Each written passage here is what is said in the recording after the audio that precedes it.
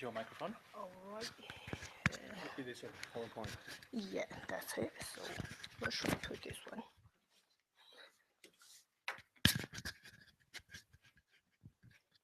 Good. Either clip it yourself or hold it. Or you can just hold Whatever you like. that. And you can just hold it. I tend to just wave it around when I'm Yeah. talking. Just press OK will be fine. Okay. Thank you. Yeah, don't need, we don't need read only, please. Sorry about that. Yeah. Thank you. Huzzah. There you go. Enjoy your panel. Thank you. Thank you very much. All right then. Okay. Okay, good morning, everyone, and thank you all for coming. I do hope you had a great holiday. And thank you very much, Oliver, for your kind introduction. And I would like to take this time to thank the Organizing Committee for giving me this opportunity to present in this conference.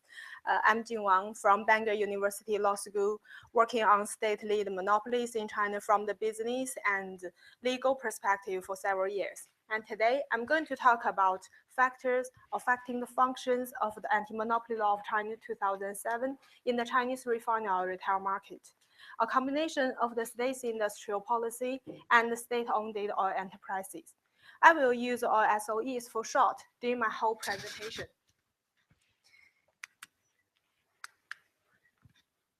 Sorry, this is not working. If you just use the... Sure, yeah, sure, no worries. Episode. Thank you. At first, let's see the changes in the market share of SOE-owned and privately owned gas stations in China. In 1998, the number of privately owned gas stations occupied about 62% of market share. However, in 2011, their market share reduced to 45%. Why these things happened? In order to explain such a situation, two questions would be addressed during my whole presentation. The first one is, who and what is responsible for squeezing the market share of Chinese privately owned gas stations? The second one is, what affects the functioning of the anti-monopoly law of China 2007 in the refined oil retail market? In order to answer the first question, three elements will be addressed. The first one is industrial policies, which help oil SOEs to squeeze the market share of Chinese privately owned gas stations. In 1992, the central government of China decided to deepen and consolidate the market share, the economic reform across the country. And since then, deregulations of refined oil prices took place, and the refined oil price retail market was opened up for private funds. Therefore, the number of gas stations has sharply increased between 1990 and 1993. Although there is another sharp increase between 1996 and 2000, the reasons are totally different. This time, SOE-owned gas stations contributed to the increase. And in 1999, in the interest of national economic security, the central government of China released Order number 38 of 1999 to restructure two oil SOEs, namely PetroChina and the Sinopec Group, in order to control the mining and import of crude oil, as well as controlling and as well as ensuring oil SOEs to control the majority of refined oil in China. And then these two oil SOEs, PetroChina and the Sinopec Group, proposed to dominate the market share in the very near future in the refined oil retail market. In 2000, for the first time, the Beijing government allowed refined oil prices to float to some extent in accordance with international oil prices. This means these mechanisms took a lengthy time before price adjustment in the Chinese refined oil retail market. Although these mechanisms have updated twice in 2009 and 2013, this shortcoming remains. And privately owned gas stations, which only do business in refined oil retail market, cannot overcome this shortage by their own sources. Facing the unbalanced development between SOE-owned and privately owned gas stations, the central government of China realized that it should be the right time to encourage and guide the healthy development of private investment. However, the 2010 policy did not work very well. Let's see the market share of PetroChina and the Sinopec Group in 2011. They still occupied over 50% of market share after the 2010 policies. Let's come to the second element. The situation that oil SOEs refuse to supply sufficient amount of refined oil squeeze the market share of privately owned gas stations. If we due to the refined oil prices mechanisms in China, when the international oil prices float, the buying price for gas stations float as well. However, the selling price for those gas stations that making transactions with consumers keep at the previous level for about 10 days. Therefore, the transaction for privately owned gas stations who only do business in retail market means money losing sales. Facing such a situation, oil SOEs pointed that privately owned gas stations refuse to supply oils to their consumers. This caused oil shortages in the market. However, this is not the truth, because when we think about the supply agreements between oil SOEs and privately owned gas stations, oil SOEs who are both the market participants and the market rulers have rights to refuse transactions with privately owned gas stations. Because of their illegal conduct, privately owned cannot get sufficient amounts of refined oil. And then SOEs use their exclusive rights to create oil shortages and squeeze the market share of privately owned gas stations. However, they're still not satisfied with their market share. Therefore, they released two programs in 2010. The first one is the internal contract of outsourced gas stations. This seems to be a positive signal for private investors. However, it's not, because oil SOEs never transfer pricing powers to privately owned gas stations or other outsourced gas stations. So those outsourced gas stations never become real competitors to those SOE-owned gas stations. In other words, this program only enhances and improves the market share of privately owned oil SOE-owned gas stations. And the other program is the high price acquisitions. Normally in China, the general market value of most privately owned gas stations cannot exceed 1 million pounds each. However, oil SOEs would like to pay as high as 5 million pounds in order to increase and enlarge their market share as soon as possible. And they also mentioned that their behavior is not illegal. They are not against the market rules, because the supply is much lower than demand in the gas station sector. Therefore, privately owned gas stations was further squeezed by the programs. Why those things happen in China? In other words, why the anti-monopoly law of China 2007 became an extremely effective law for limiting industrial policies and oil SOEs, as well as protecting privately owned gas stations. 3 reasons will be discussed. The first one is there is a faithful statement in China. The anti-monopoly law of China 2007 is a tool to establish and protect the state monopolies in certain vital sectors.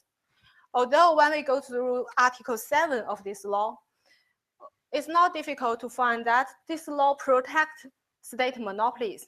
However, this only protects the lawful business operations. If the business operators operate illegally or damage the interests of consumers or other competitors by abusing their dominant positions or exclusive rights, they are illegal and against this law. However, these things still happen. And second, industrial policies can be drafted, relisted, and implemented without an examination of the Chinese Anti-Monopoly Law 2007.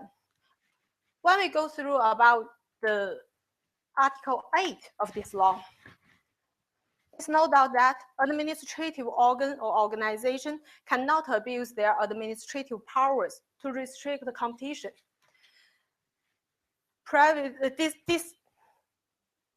This article did not work very well for limiting administrative powers. Therefore, the Anti-Monopoly Law of China 2007 fails to control the behavior of OSOEs when meeting the state's industrial policies.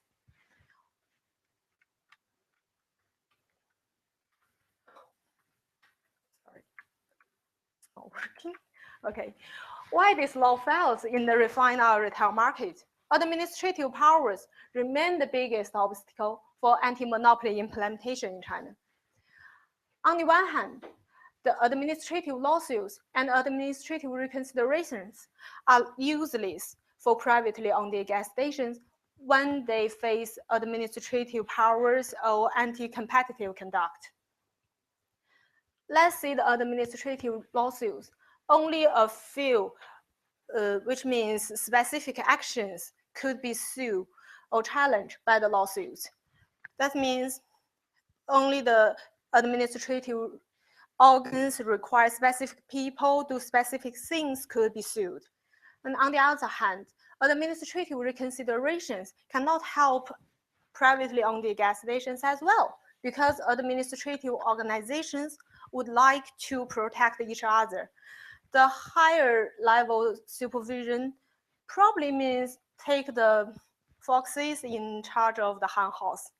And on the other hand, the ongoing private anti-monopoly enforcement is not a useful one for privately owned gas stations as well, because of the high cost but low composition of litigation. Therefore, the conclusion of this presentation is that because the Anti-Monopoly Law of China 2007 has failed in its function of restricting OSOEs, Chinese privately owned gas stations find it hard to survive in the face of collusion between state industrial policies and OSOEs. Thank you for your listening. I'm looking forward for your discussions and questions. And please allow me to take this time to wish you all a very happy and wonderful year ahead. Thank you. Thank you very, very much indeed. Thanks very much indeed, Jing. As I said before, if you note down all questions that you'd like to ask, and then in the discussion section at the end, you'll have your chance to ask some questions. But for now, have we got Lerong here? No, I think she's still delayed. In that case, would I mind, Bob, is it all right for us? Yeah. If I could invite Bob, is it Cal? Cal. Yeah. Bob Cal is now going to talk to us from Queen Mary University, London, about unveiling China's stock market. No, that's not you, is it? Using soft law to combat modern maritime piracy, which I'm very much looking forward to. So I don't have a PowerPoint. I'm just going to use my notes. Brilliant. Great. Bob, the floor is all yours. Okay, thank you. Thank you for the introduction. Good morning, everyone. So I don't have a PowerPoint. I'm trying this new thing out where I'm trying to be more engaged with the audience. So it might fail miserably. We'll see. My research is on maritime piracy, basically how the shipping industry responds to maritime piracy. So because the shipping industry is a private actor, it doesn't have access to lawmaking procedures. Right? So what it does is, what I will call soft law. That's their response to piracy. So I will today talk about very quickly what the definition of piracy is. So what is the problem that the shipping industry is responding to? Then I'm going to talk about what is soft law. There's debates as to whether soft law actually exists, right? So there's some theoretical debates.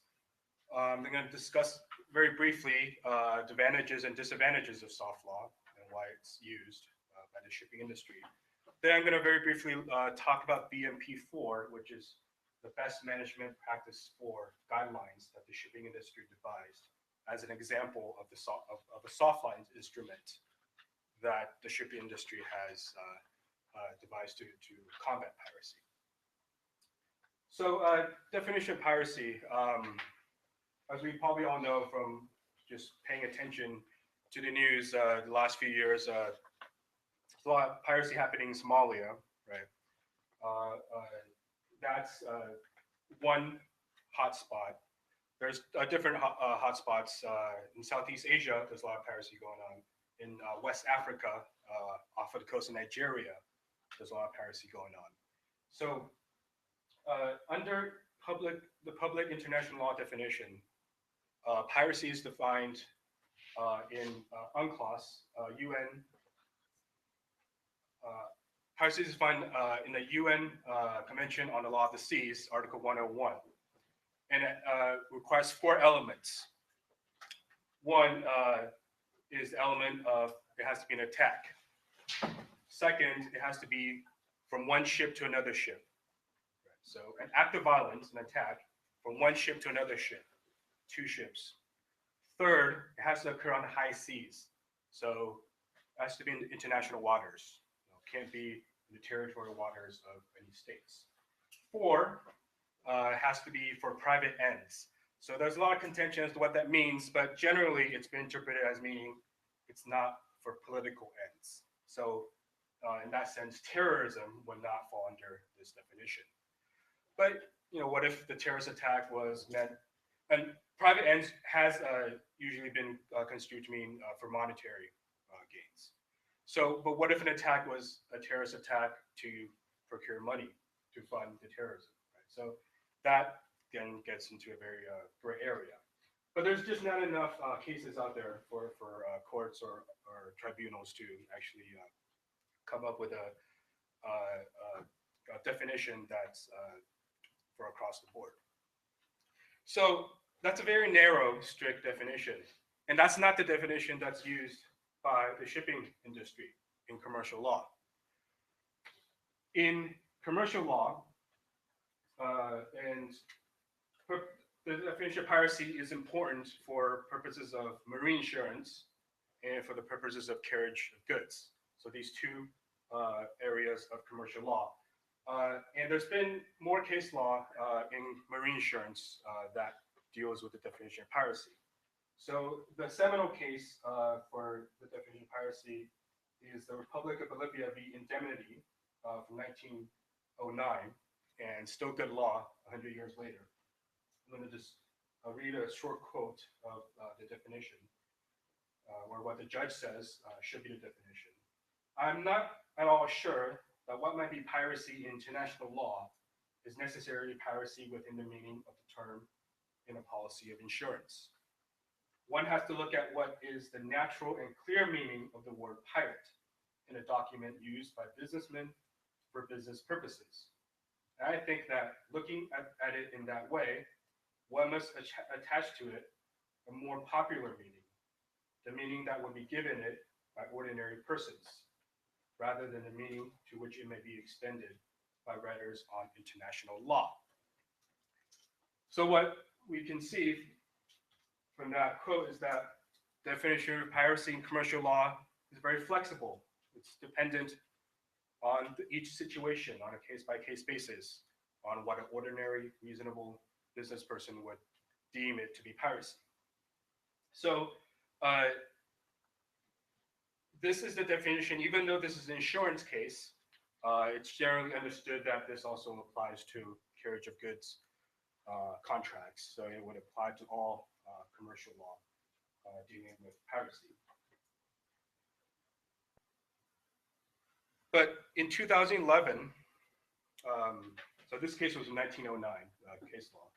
2011, the BMP4, which I will discuss more later, was devised by the shipping industry as a response to piracy. And in that instrument, they define piracy as all acts of violence against ships, their crew, and cargo.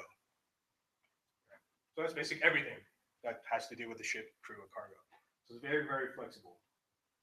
And that's the definition that the shipping industry has been using in practice in response to piracy. So that's just a brief introduction of what the problem is. So I'm now moving to what is soft law. Soft law, I think we all kind of know what it is. It's kind of like law, but not really. It has some legal effects. But there's two main camps of scholars, and their points of views are very different. So we have one camp, scholars who don't think soft law exists. They think there's law, then there's not law. There's no such thing as law that's softer or law that's harder. And these are generally, these scholars are generally positivists, and they don't see anything that's less than law as law. And the other camp generally would view soft law as existing on a continuum with hard law. So on one end, we have political agreements, so they're not binding at all. On the other end, we have binding law. And so within this continuum exists all sorts of different soft law. It could be harder if it's on this side, it could be softer if it's on the other side. And so soft law in that sense, they're not binding, but they have some kind of coercive effects, right? Whether it's through private contracts, whether it's through peer pressure or other reasons.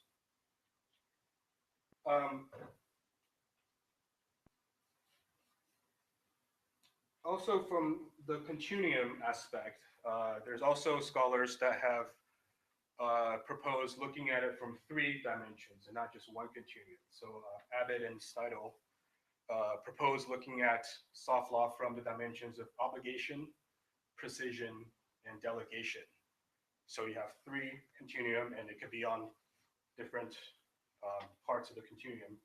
Obligation is basically how obligated are the parties to this instrument? How coercive is it? How much do they have to follow? Precision is how clear is it? Is it a vague kind of a general guideline, or is it specific things that people have to follow? And delegation means are there courts or tribunals that would be able to enforce this instrument? So various instruments could be very, very hard delegation, medium, precision, very soft, obligation, or other way around. So it's not just one continuum for different types of soft law. So for the purposes of my research and this presentation, I'm going to side with the people that think soft law exists, or else it's going to be really hard for me to do my research. Soft law doesn't exist. It would change the whole framework of my research. But even the positivists, they theoretically they don't believe that soft law exists, but they do. But I would say most of them see the effects of soft law. They don't want to call it law, but it still has some kind of coercive effects. So whatever you want to call it, it exists. It has practical effects. So why would the shipping industry resort to soft law? The very basic and probably the most important reason is it has no access to hard law. Right? It's private shipping companies or trade groups of shipping companies. They could advocate for, in their state legislatures, or they advocate in the UN, international organizations. But it's much easier for them to just come together and devise their own instruments without any state actors.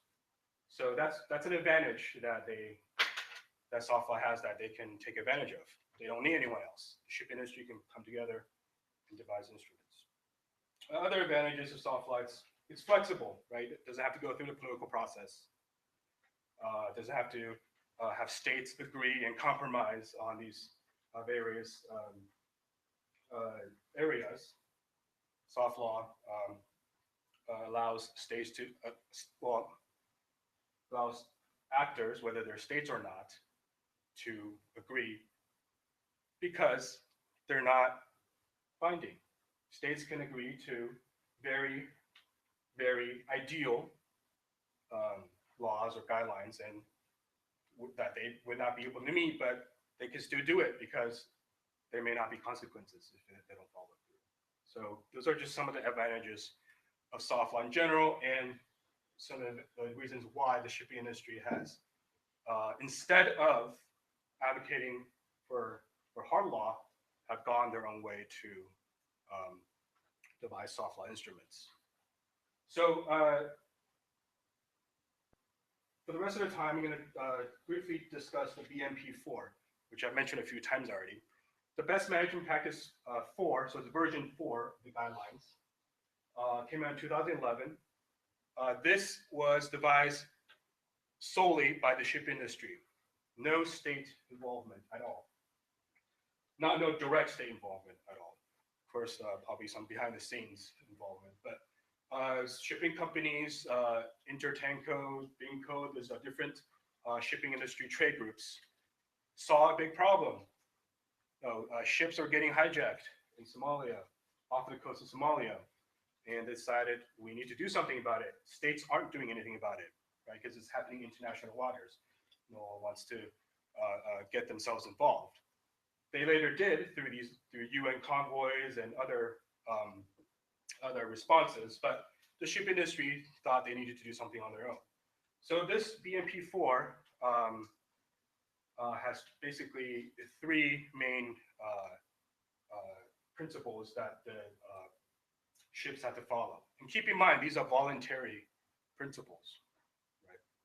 There's nothing that says they have to follow them, although a lot of times these principles, the BMP4 is actually incorporated into the marine insurance contract. So if you don't follow them, then and it would be incorporated as a warranty. So if you don't follow these principles, then your insurance contract is void. You don't get paid if you suffer a loss. So the BMP4 requires the ships to register. It requires a ship to inform an authority when it enters into the high-risk area. And the high-risk area is an area in the Indian Ocean off the coast of Somalia.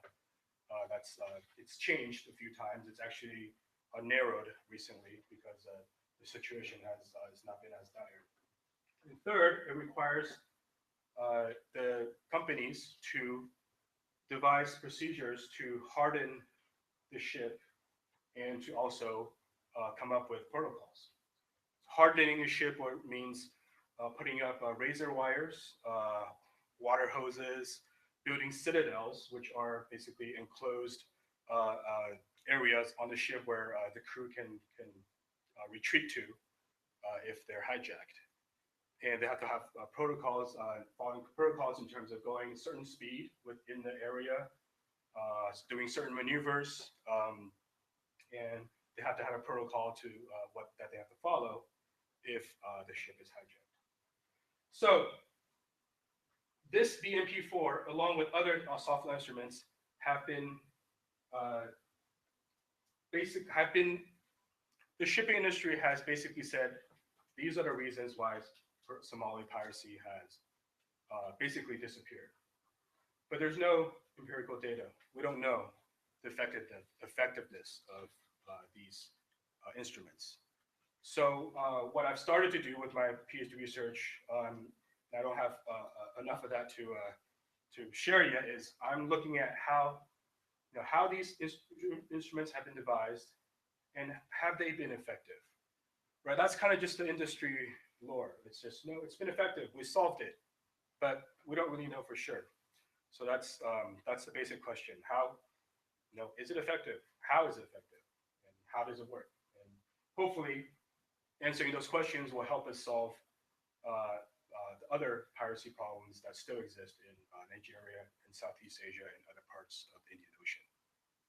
Thank you very much. Brilliant. Thank you very much indeed, Bob. Very interesting indeed. If we could now, I'm aware that Lerong has arrived, right? Brilliant. If we could slot you in at the end, that would be great. So, Chi, if you wouldn't mind coming up to do yours now, please.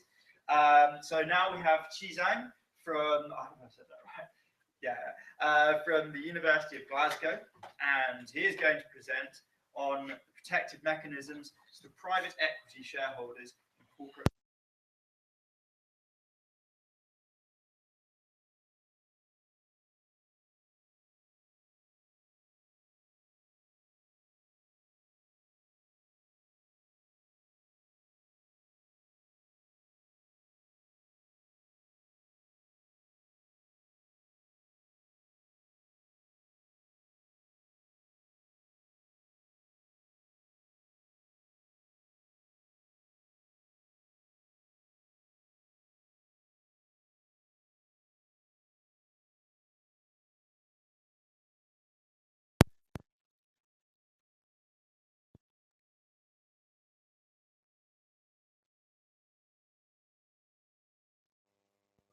The corporate governance in China and the UK.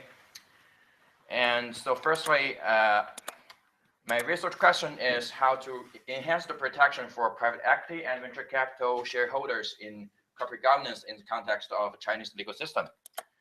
And firstly, the theoretical basis for this analysis is firstly, we know that the separation between the ownership and the control in public held companies generates very serious agency cost.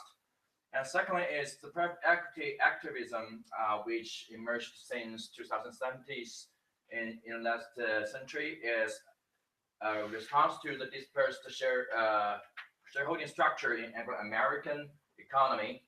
And thirdly, the venture capital as a very special kind of venture capital funds, as the minority shareholders strongly require priority in corporate governance by means of contractual approaches like the term sheets, which is widely used in venture capital and the private equity industry in China. And secondly, the corporate governance in private companies in China, we should know the basic background. The firstly is the company law, which was firstly promulgated in 1993 and revised in 2005 and 2013. It's mainly based on the reform for the SOEs in China, but not mainly for the private companies or private sectors in Chinese economy. And the second point is, just as the primary problems in SOEs in China, quite a large number of private companies are still exclusively controlled by a single founder shareholders. So which means that the ownership structure in Chinese private companies are still highly concentrated. And the third key point is, since 1990, the stock market established in China, but currently it is still dominated by the SOEs, but not the private listed companies, which means that the listing rules in China is quite, the requirement for listing in Chinese public stock market is quite high for most private companies. So it pushes more and more Chinese private companies go to another international stock exchanges like the Nasdaq and NYSEs. So now we turn to talk about the corporate governance crisis in private equity held companies in China. Firstly, I want to talk about the topic about the crisis in private equity industry in China by using three quite famous leading cases in China occurred in recent 5 years. The first way is the conflict between entrepreneur shareholders and private equity investors. We can see that from the case study of Gome Industry Corporation Ltd is Guomei Dianqi. So firstly, my problem here is where is the limits of the entrepreneur shareholder in amending the corporate contract, where we say the articles of associations of a company. So in Guomei case, Huang Guangyu as the CEO and the founder and controller shareholders of the company amended the articles of the company in 2006, which empowers the board of directors to exclusively nominate directors at any time and approve any incentive mechanisms for the senior managers of the company without any approval of general meetings of shareholders. So as a result, on the annual general meeting of 2009, Bain Capital and very famous US-based private equity firms, as one of the significant financial investor of the company, failed to nominate the representatives as new directors of the company. So because after the decision of the general meeting, the board of Guomei vetoed the decision of the nomination of the new directors from Bain Capital. So from this case, we can see that in China, although the company law has provide a guideline for the shareholders' right and powers in corporate governance, but currently there is no clear limits for the shareholders to set a boundary for how and to what extent the corporate contract can be amended by the shareholders. So in this case, we can see that the protection for minority shareholders in PE industry is quite weak in Chinese PE industry. So in the second case, we can see that so the conflict between the entrepreneur directors and private equity directors in Chinese company law is also quite weak. As the protection for the minority private equity investors in the board level is quite weak. So in the case of MVC Lighting, Lei Shi Zhaoming, which happened in 2012, reflected that how to balance the shareholding interest between the controllers and the private equity funds as minority shareholders in the level of the board of directors is also quite significant. So in MVC, a lighting company listed in Hong Kong stock market, was controlled by Wu Changjiang. But after the company was listed in Hong Kong and introduced the Safe Partner Fund and another financial institutions, the founder controllers shareholding was significantly diluted. So as a response, the founder Wu Changjiang used another, we can say that illegal approaches to keep his control of the company, and he established a subsidiary to hold the essential asset of the company without any approval of both the board of director and the general meeting of shareholders. And so in this case, we can see that the debate and we can see the fight between the private equity directors and the controller director in the level of board of directors was quite serious and quite, we can say, costly. So because in Chinese culture, the rule of law is not very important, but the rule of man is still the dominating rules in Chinese corporate governance. So I think in this case, we can see that how to balance the interest in the level of board of directors between private equity shareholders and controllers is quite important.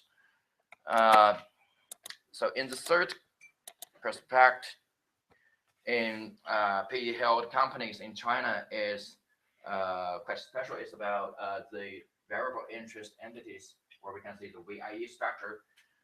So due to the political concern in China, there are some areas where industries cannot be invested by the foreign investors, including PE and VC institutions.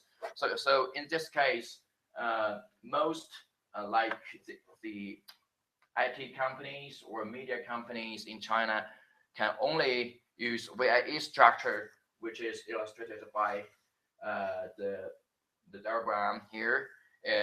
So this company is a wholly foreign-owned enterprise, and the essential business was owned by the domestic company, and the Chinese shareholder can exclusively control the Chinese company and then transfer their legal rights or the essential assets to the WFOE, and the foreign investors like private equity shareholders can only invest their capital through the offshore companies like the Cayman or BVI companies, and then invest to the WFOE. And the problem is the relationship between the private equity investor and the Chinese shareholders is based on the contractual arrangements, but not the equity relationship. So in this case, due to the unbalanced interest status between PE investor and Chinese shareholders, there has happened some cases that the Chinese controllers can breach the contractual arrangements, and in other words, they have breached their fiduciary duty to another shareholders and the directors in the company. But the problem is, so because there is no direct equity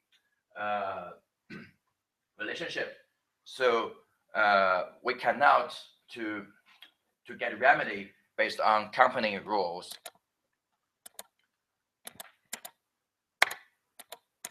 So we can see that the nature of the problem in PE-held companies in China is the unbalance between the founder controller and the private equity shareholders in corporate governance in China.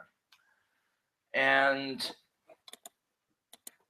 so by reference to the UK company law, we can see that the main protective mechanisms provided by the company law is can be summarized as the first way, like the special resolution, which means no less than 70% of votes can amend the articles of the company, or also the shareholders can have the special entrenchment provisions between all the shareholders, which can set a higher threshold for amending articles. And moreover, in UK law, more like the decision making can also own. So the shareholders representing no less than 5% of shares are eligible to require directors to convene a general meeting to pass the decisions about special issues. And moreover is about the monitoring power in UK entitles shareholders meeting to remove unsatisfied debtors only by ordinary resolution without any within the tenure of the director. And the last point is about the class share also provide a counterbalance between private equity, minority shareholders, and the controllers in UK company law. Okay, due to the time limitations, so I think this part is quite brief. So because I just say that due to the past dependence in corporate governance, although we can see that in post-socialist countries like Russia or Poland also introduce the self-enforcement company law, but failed. Why? So because I think the firstly is about like in Russia, there is still a large number of single shareholder control all the companies, both SOEs and private companies. But like in Poland, why their reform is relatively successful is about because the shareholding structure is not so concentrated as Russia. So I just think in China, so currently the first step to do that is we have to introduce more outsider shareholders to reduce the control by the single shareholder in Chinese private companies. So in Chinese company law, so I think the first aspect of the reform for Chinese company law to enhance the protection for private equity minority shareholders is to set forth the more clear boundary between different shareholders in amending articles of association and another corporate contract. So, but in this case, we can see that the experience from UK law or common law jurisdiction is about the case law and the judicial practice. But currently in China, due to some political concerns, the judicial intervention in company law or commercial law is quite weak. So I think this is for a long time, maybe I think the improve in this respect is quite limited. And the second point is to introduce the dual class share system in Chinese company law. So since the late 2013, the new wave of the mixed ownership reform of SOEs have started. So in this respect, we can expect that like the preferred share system or class share system will be introduced to a private equity and venture capital industry in China. And in this case, for example, like the MVC style cases, which is mentioned before, the founder controller are entitled to common stock, or private equity minorities are entitled to preferred shares, which can make a balance between the controllers and the minority shareholders. And also for VIE problems, we can see that if we entitle the founder controller with the super votes, which can be say from the Google or other companies, so the interest between private equity and the controller shareholders can also be improved.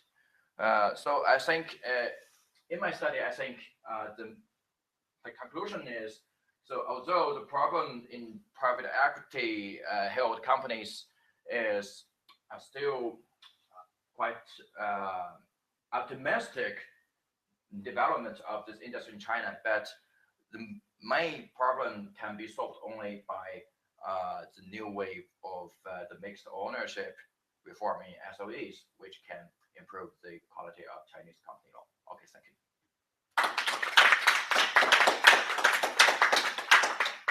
Thank you very much indeed, Xu. Thank you very much. And if we could now invite our last speaker up, Lerong Lu from the University of Leeds, who is going to be speaking this time correctly on unveiling China's stock market bubble, margin financing, and regulatory response. Cool. And when you've got your PowerPoint ready, it's all yours.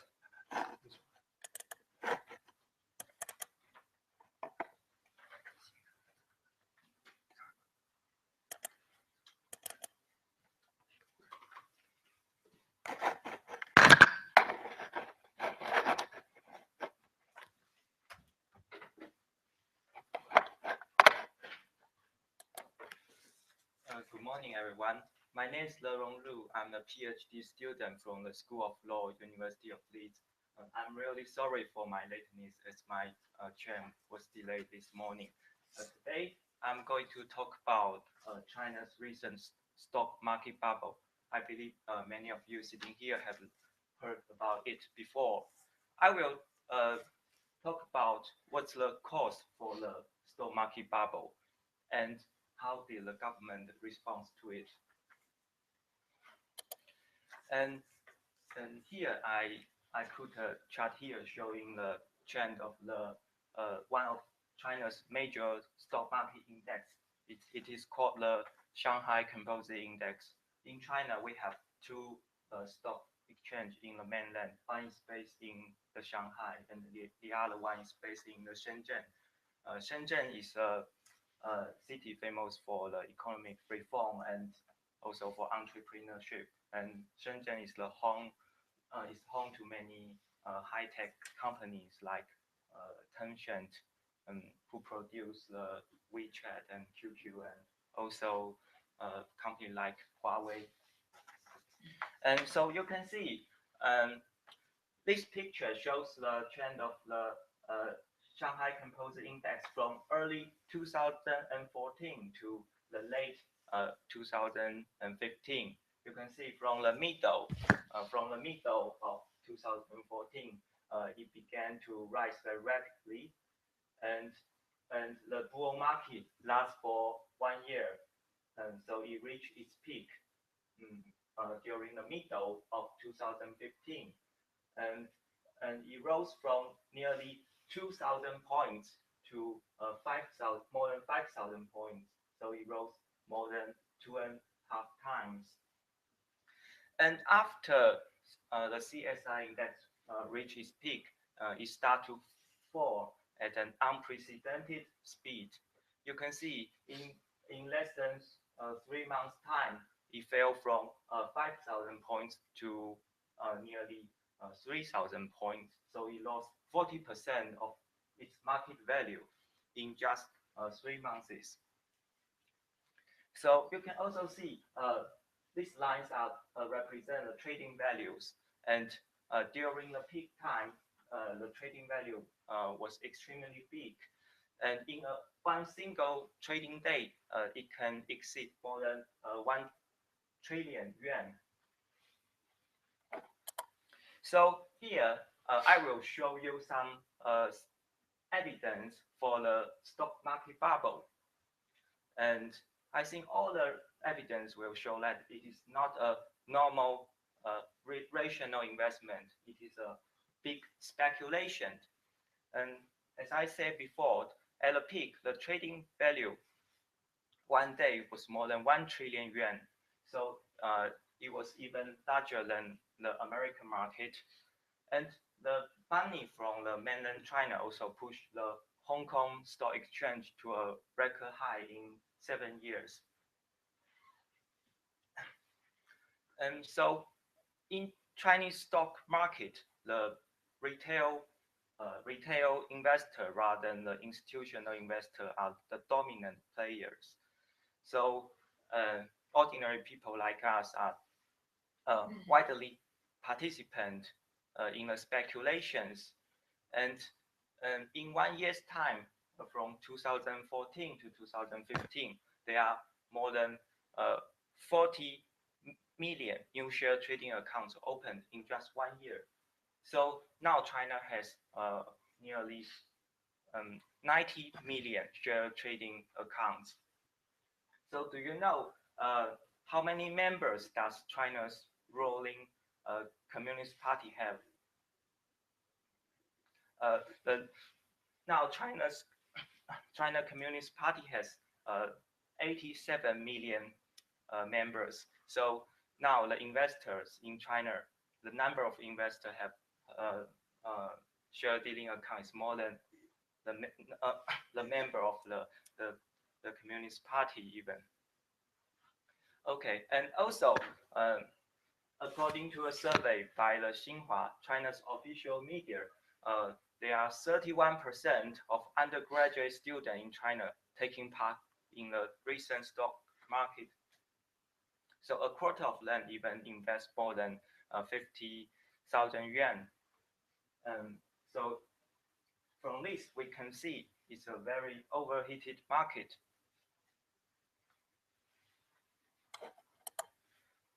And generally speaking, for the capital market, the share price will go up during economic booms, and it will go down during the economy recessions. However, this time we saw the contrary side. Here, I put a chart here showing China's GDP growth in recent years. So you can see in 2014, the growth rate was less than 7%. It is the slowest time in the recent 2 decades. So we all know that the growth of Chinese economy is slowing down. So why there's a bull market at this time? What's the real driving force behind the bull market? So here's what I want to tell you. I think many scholars or economists have pointed out that this recent stock market bubble was driven by margin finance. What's the meaning of margin finance? It means that investors borrow money to buy shares. The stock market is like a water pool, and the capital and money are like water. So if you put a lot of water into the water pool, and then the water level will rise. And if you put a lot of money into the stock market, then it will rise rapidly. So this time, a lot of investors in China, they borrow money to buy shares. So a lot of money from the society actually are diverted into the stock market, which makes the recent bull market. So what's the purpose of use margin finance? And investors, they borrow money to buy stocks. They are doing this to increase the leverage and potential gains. We will do some simple math here to show how can the margin finance contribute to a higher return. For example, if there's an investor A, and A has 100 pounds, and he wants to buy some shares of the X company, and each share of X company was nearly £1. So he can use his 100 pounds to buy 100 shares of X company.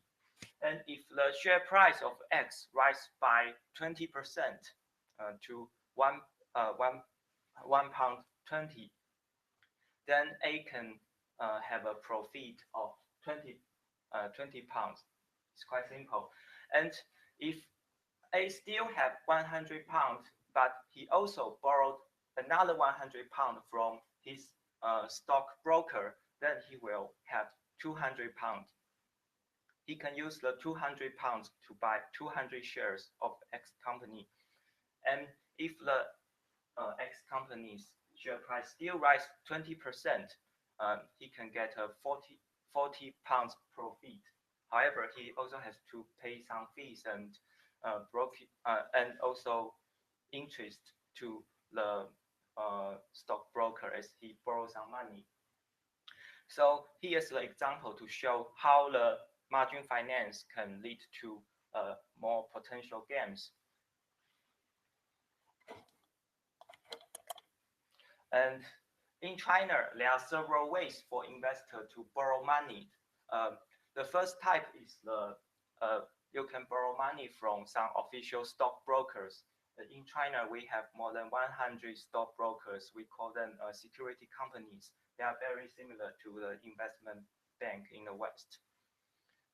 So, for example, the largest stockbroker like the CITIC Securities, the Haitong Securities, or Guotai Junan Securities, since 2010, the security regulator in China start to allow investors who meet certain standards to borrow money from them to make investment.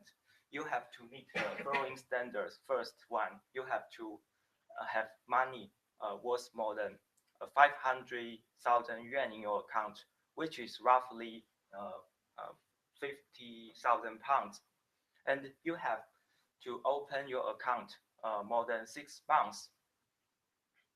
And the maximum leverage is 1 to 2, which means that if you have 100 yuan, you can borrow up to 200 yuan. And there's a limitation of shares for you. You cannot buy all the shares you like. They have a list of shares. Most of them are blue chip companies. So you can only buy the shares from this list.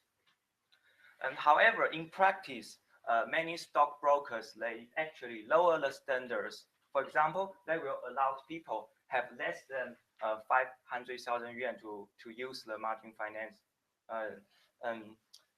Many of the security brokers, especially the smaller ones, they set the standard very low, like 100,000 yuan. If you have that money, you can use the margin finance. And besides the official margin finance, in China, there are also many money matching firms. We call them 配资 companies. They work like shadow banks. Investors can also borrow money from these money matching firms. They offer lower threshold. They don't require you to have certain amount of money in your account. And they offer even higher leverage.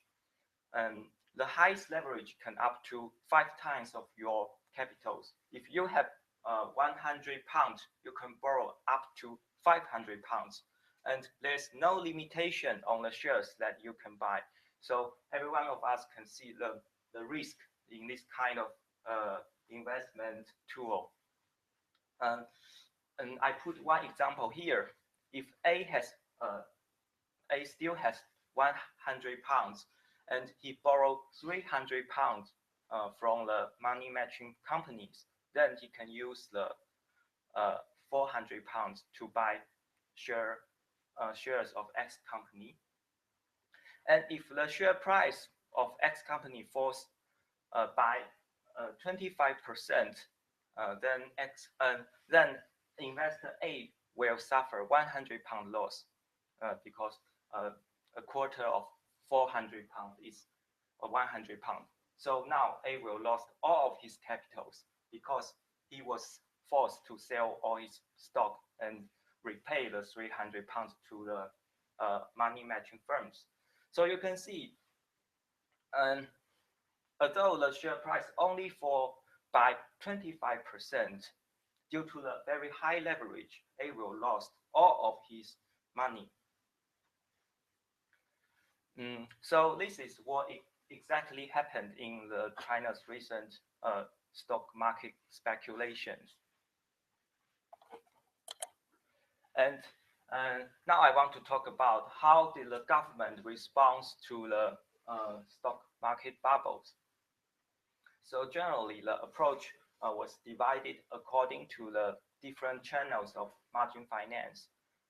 For the formal margin financing business provided by security brokers, the China Security Regulatory Commission, which is the security regulator in China, set out stricter rule for it. He asked all the stockbrokers to keep the threshold. You cannot lower the threshold easily. You must make sure that the people use the margin finance have certain amount of money and open for an enough period of time. So which allowed only qualified investors to use the margin finance rather than the ordinary retail investors. And for the informal margin financing activities provided by these money matching companies and other umbrella firms, the security regulators aims to just close them down. So hopefully, after the regulators come up with these rules, the China's stock market will become more stable and contribute to the development of the real economy. Okay, thank you very much.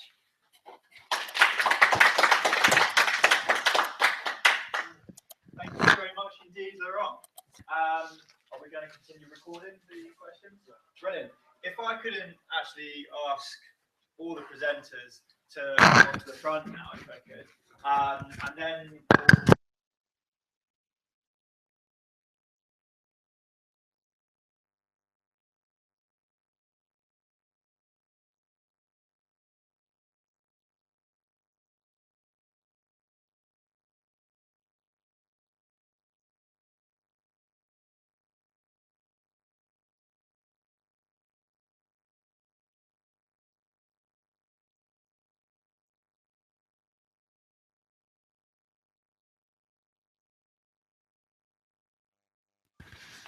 yeah, let's have questions. Okay, you use this one. Oh yeah. If you could take the remote, take the microphone, and if you wouldn't mind saying who you are and what institution you're from. Hi, I'm Klein from Israel. I'm from the Hebrew University of Jerusalem, and I would like to ask about the prices. Like, is there any difference in prices between the privately owned gas station and the governmentally owned gas station? Or is the price regulated? The gas price in China, is it regulated? Because it might affect like also the market share of the. Yeah, we'll do direct answers and direct questions. If you wouldn't mind stating who the question is for as well. Thank you So very we much. know. Thank you for your question. Actually, the pricing mechanism in China are controlled by the government and governing the prices across the whole country for both the state-owned gas stations and the privately owned gas stations. But why I mentioned this works really bad for privately owned gas stations, that's because for oil SOEs, they have they do the business during the whole chain of industry.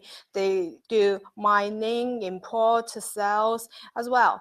But for privately owned gas stations, most of them only do business in retail market.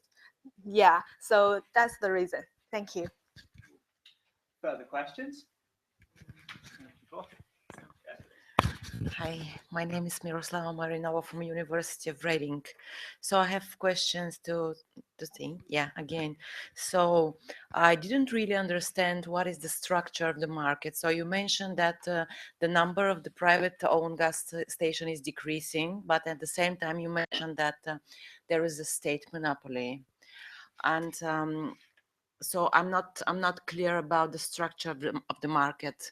Because if we have a company with a state monopoly, which means that there is no other private companies, other competitors on the market. So could you explain what is exactly the market structure, and is there any competition between the state company and the private companies?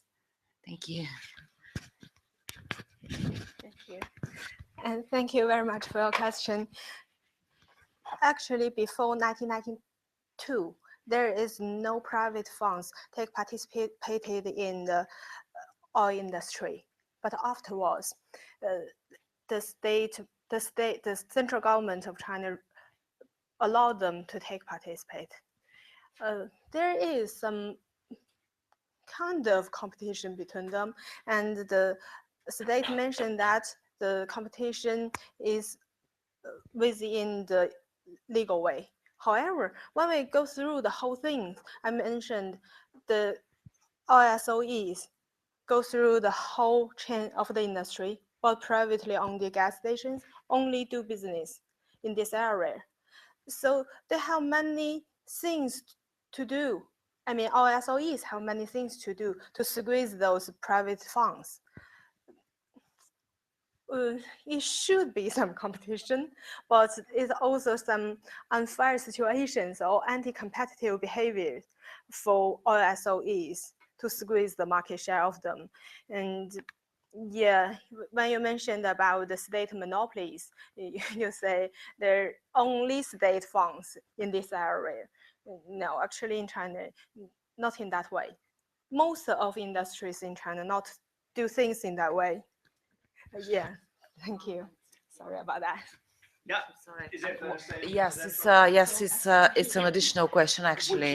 Would you mind saving additional questions for after the session? Because conscious of the fact that there are Okay, the rest of the okay. panel as well. Okay. If you wouldn't mind saving any additional questions for after the session, that would be great because we're running a bit tight on time. If you have a further question for any of the others, then please feel free. Any further questions? Yeah, should we? Yeah. I'm not sure. I got mixed. I got a little mixed with the names. So I'm not sure about. I think it was the last presentation was from Lerong. Yeah. So just a small comment when you were referring to the GDP in China and you were showing that there was a decline in GDP and then nonetheless the stock markets went up.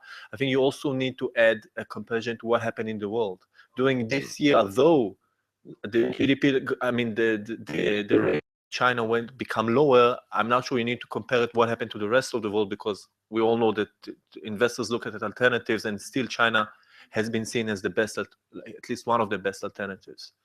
Okay, so thank you. So that was my comment, and I have another questions for Chi. You mentioned something which for me was very interesting. You said that in China it's more important the rule of man than the rule of law. So can you elaborate? And I saw that you smiled when you said it. So can you elaborate because I'm not familiar with this concept. Like I would be very happy as I come from Israel, and I will be very interested to learn and to hear about that. What exactly do you mean? Thank you. Okay, thank you very much. Very interesting but very complicated question. So I think the rule of man in China is based on the Chinese traditional culture like San Gang Wuchang or something like that. But it's quite difficult to explain that in a very short period of time. I think is rule of law or rule of man. So I mean that in Chinese economy or a commercial culture is so for example, if a company was established by a very we can see have very strong ability to deal with things or the founder have is very strong reputation in the industry, so maybe in corporate governance all the process the staffs or the senior managers will follow him. Yeah, to make decision, but not to set a very clear rules or something like that. Yeah. Okay, thank you. I'm going to abuse my position as chair very slightly. And I'd like to ask a question to Bob, please. My question to you is, you spoke quite a lot about the advantages of soft law. We might also call them new governance mechanisms, depending on what particular field they're used in. I was going to ask, are there any disadvantages of soft law that you've come across in this particular field? I mean, like a lot of fields that use soft law, it doesn't particularly work very well because of enforcement difficulties. The soft law doesn't really have any teeth. So in some fields, soft law can be quite problematic when it's advocated. But I wondered whether there are actually any disadvantages that you've come across in your own field to using soft law. And if so, what are they, please? Great, thank you for the question. So in the shipping industry, it appears to be that a lot of the players, the actors, are willing to follow these soft law instruments because it helps them, it protects them from piracy. And the cost in general has not been that high, although there's statistics saying that because Somali piracy, there hasn't been a successful attack in, I believe, about three to 4 years. So there are some shipping companies that have stopped following these BMP4 and other soft law instruments, but there's just simply no data, and that's actually part of my research. There's speculation that more companies are not following them, but as part of my interview process, I'm trying to find this out. Yeah. Thank you very much. Further, we have time for maybe one or two further questions, maybe brief questions. So are there any further questions from the floor? We can come back to yours if there are no further ones. Should we come back? Yeah. I have one question for Mr. Bao. Yeah, we'll go for then, and then if we've got time, we'll go for others. Yeah. So for Mr. Bao, you have mentioned for the shipping companies, they actually have two choices to choose the soft law or hard law, actually. But they prefer to choose the soft law because it's easier for them to do so. So my question is, so when they choose the soft law, to what extent will the hard law tolerate their behavior? And if the conflict happens between the hard law and soft law, what will the hard law do? Yeah, thank you. Thank you. That's an interesting question. So I didn't mention this in my presentation, but in the area of privately contracted armed guards, so there, a lot of these ships have armed guards now that are they're private citizens, they're not military. And that actually started out as basically the shipping industry coming together to come up with some guidelines on how these armed guards should be used. And then states then followed with state law saying basically regulating the use of these armed guards. And it doesn't, so this would be the prominent example of where there could be a conflict. But I mean, if there's a conflict, obviously the state law wins, and that state law would be for this particular instance would be the flag state, so where the ships are registered. Yeah. Brilliant, thank you. And we have time for one last question to come back to. Actually, it's not a question, it's just a comment. Okay, very quick. Because my area is EU competition law, and there is a lot of examples with the soft law and European competition law. And actually, the European Commission drafted the substantive guidelines probably for each area: abusive dominant position, mergers, cartels, vertical agreements. And we have a lot of guidelines, and the Commission used these guidelines to create legitimate expectations on how the Commission interpret the law. And during the last year, we have a huge number of references to this soft law by the European courts, which means that this soft law became a part of the law actually, and it is followed by the member states, by the enforcers, and it's I mean it's an important part. Yeah, thank you. Thank you very much. Interesting thoughts to consider. Right, I think we're going to have to wrap it up there because I think refreshments are waiting for us and the next panels are only 5 or 10 minutes away. So I'd like to thank all of the presenters very much. Thank you very much indeed for your very, very interesting presentations. Thank you very much to our audience for engaging so well, and enjoy the rest of the conference. Thank you very much, one and all. Thank you. Brilliant. I think we've got about 5 minutes left to enjoy a cup of tea and coffee out in the foyer before the next session starts. Yeah.